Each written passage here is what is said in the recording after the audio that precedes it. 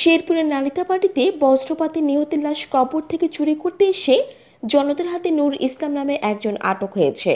সোমবার দিবাগত রাত 12টার দিকে উপজেলার মরিচপুরান ইউনিয়নের কন্যকর রাজাখালপাড় এলাকায় এই ঘটনা ঘটে। সূত্র জানায়, গত শনিবার ধান খেতে কাজ করতে গিয়ে বজ্রপাতে নিহত হন ওই গ্রামের সোহেল রানা নামে এক কৃষক। পরে ওই দিনও তাকে বাড়ির আঙিনায় দাফন করা হয়। সোমবার দিবাগত রাত 12টার দিকে বাড়ির আঙিনায় থাকা ওই কবর থেকে লাশ চুরি করতে কবরের উপর থাকা পলিথিন টানছিল উত্তর কন্যগর গ্রামের নূর ইসলাম। এ সময় প্রতিবেশী হেলালুদ্দিন বাইরে বের হলে কবর থেকে কাউকে পলিথিন সরাতে দেখে চিৎকার দেন।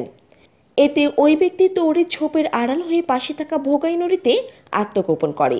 একই সময় মকসুদুল নামে অপর একজন লাশ চুরি করতে আসা নূর ইসলামকে দেখে ফেলেন।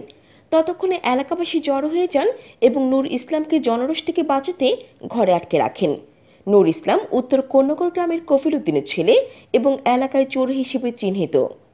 মরিচপুরান ইউপি চেয়ারম্যান আইয়ুব আলী সরকার বিষয়টি নিশ্চিত করে বলেন, আটককৃত নূর ইসলামকে গ্রাম পুলিশের পাহারায় রাখা হয়েছে। তাকে আইনের আওতায় তুলে দেওয়া হবে।